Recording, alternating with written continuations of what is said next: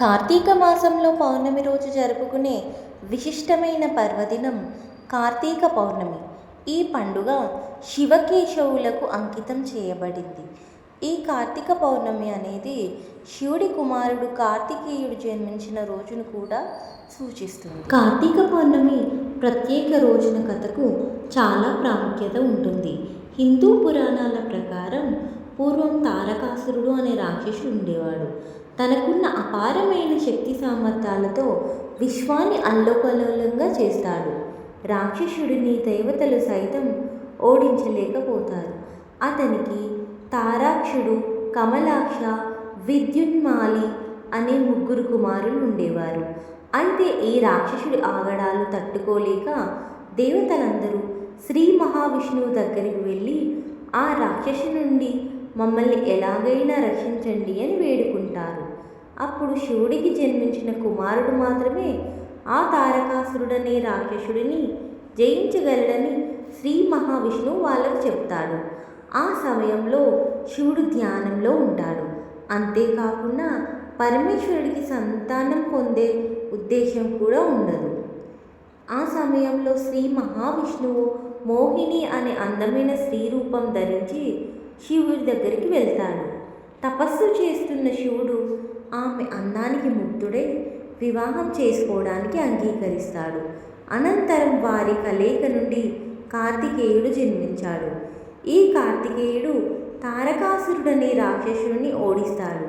ఈ నేపథ్యంలో కార్తికేయుడు తారకాసురుడనే రాక్షసుడిపై సాధించిన విజయానికి గుర్తుగా భక్తులు కార్తీక పౌర్ణమి రోజు వ్రతాన్ని ఆచరించడం ప్రారంభించారు.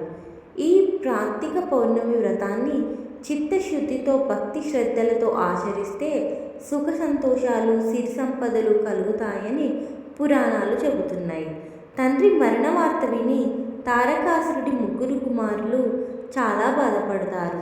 అనంతరం ముగ్గురు కలిసి బ్రహ్మదేవుడిని వరం కోరేందుకు కఠోర తపస్సు చేస్తారు. బ్రహ్మ ముగ్గురి తపస్సుకు మెచ్చి వరం కోరుకోమని అంటాడు. అప్పుడు ముగ్గురు బ్రహ్మని చిరంజీవిగా ఉండేలా వరం కోరుతారు. అయితే బ్రహ్మ ఈ వరం కాకుండా ఇంకేదైనా వరం కోరుకోమని చెప్తాడు. అప్పుడు ఆ ముగ్గురు బాగా ఆలోచించి బ్రహ్మని 3 వేర్వేరు నగరాలు నిర్మించమని కోరుతారు. అనంతరం ముగ్గురు మొత్తం భూమి ఆకాశంలో తిరుగుతారు. అనంతరం 1000 ఏళ్ల తర్వాత ముగ్గురు కలుసుకొని 3 నగరాలు ఒకటయ్యాక 3 నగరాలను ఒకే బాణంతో ధ్వంసం చేసే సత్తా ఉన్న దేవుడే తమకు చావుకు కారణం కావాలని కోరుతారు. అప్పుడు బ్రహ్మ వాళ్లకు ఈ వరం ఇస్తాడు. ఆ వరం పొందిన ముగ్గురు చాలా సంతోషిస్తారు. బ్రహ్మ వారికి 3 నగరాలను నిర్మించి ఇస్తారు. తారకాక్షుడికి బంగారు నగరం, కమలాక్ష కోసం వెండి నగరం, విద్యున్మాలి కోసం ఇనుముతో నగరాన్ని నిర్మిస్తారు. ముగ్గురు కలిసి 3 లోకాలపై దండెత్తారు. ఈ రాక్షసులను చూసి ఇంద్రుడు భయపడి శంకరుని శరణు కోరుతాడు.